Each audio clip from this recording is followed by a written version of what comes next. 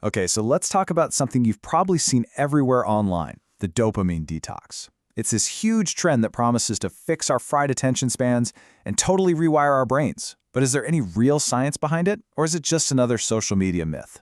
Let's dig in. I mean, who doesn't feel like this sometimes, right?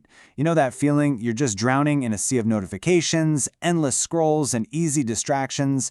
Our world is literally built to keep us hooked, and it can leave you feeling completely drained and unable to focus on, well, anything that actually matters. And this is the fantasy that the dopamine detox sells. Just think about that question for a second. What if discipline could feel as good as scrolling? It's this incredibly seductive idea that we can just flip a switch in our heads and suddenly make hard work feel as addictive as our phones. It's a powerful thought, isn't it? So the whole trend is based on this idea that if we just step away from all the things that give us those quick, easy hits of stimulation, we can basically hit a reset button on our brain.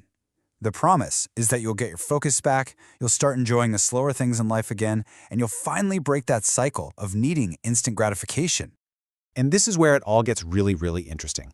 Because the problem the detox talks about, that's totally real. But the solution, the name itself, the way everyone talks about it online, it might be based on a complete misunderstanding of how our brains actually work.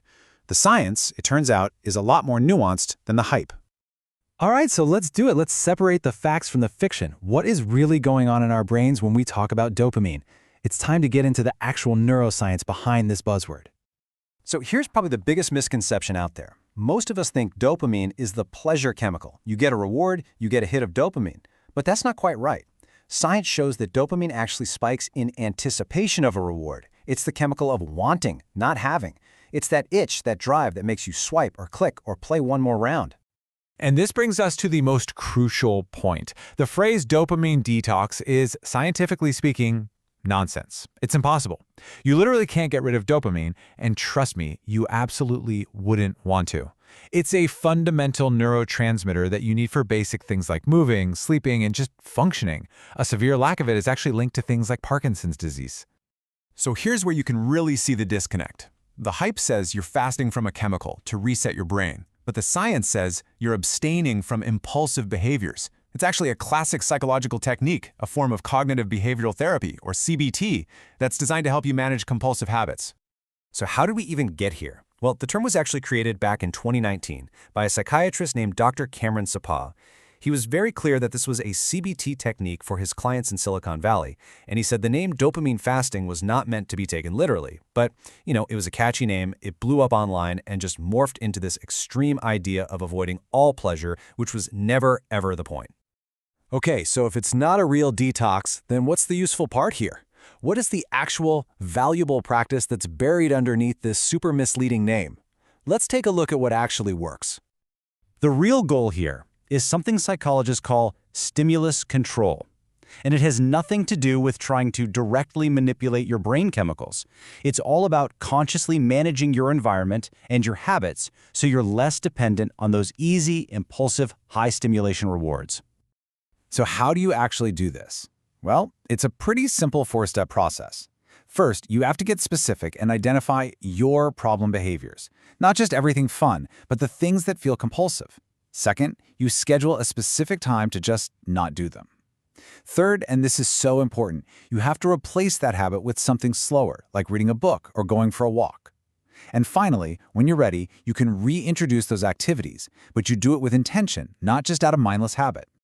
And what kind of behaviors are we even talking about? Dr. Sapah, the guy who started this, originally laid out 6 main categories. And look how specific these are.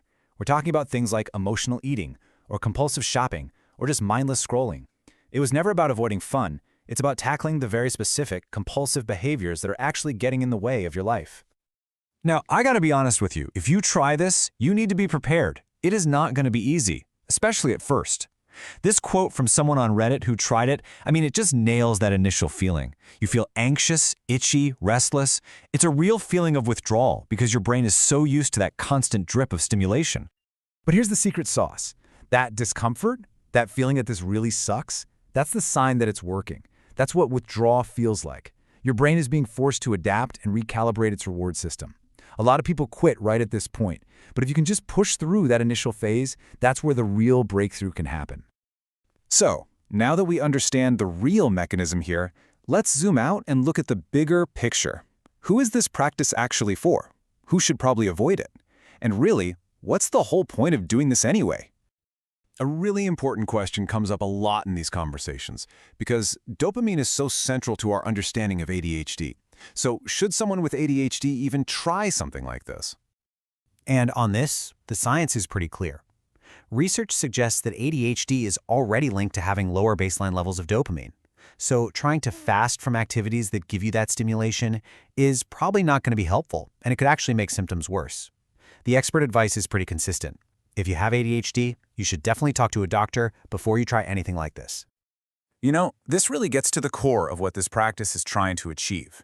It's about making a fundamental shift away from easy, fleeting pleasure, the stuff that comes from the outside and takes zero effort, and moving towards deep, lasting satisfaction, which almost always comes from inside and requires real, honest effort.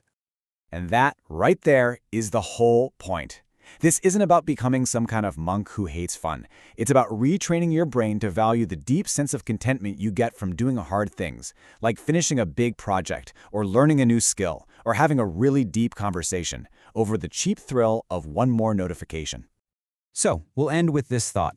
This whole misunderstood dopamine detox trend is really just a clumsy way of talking about reclaiming your focus. It's about learning to find the reward in the effort itself, and turning discipline from something you dread into a real source of satisfaction.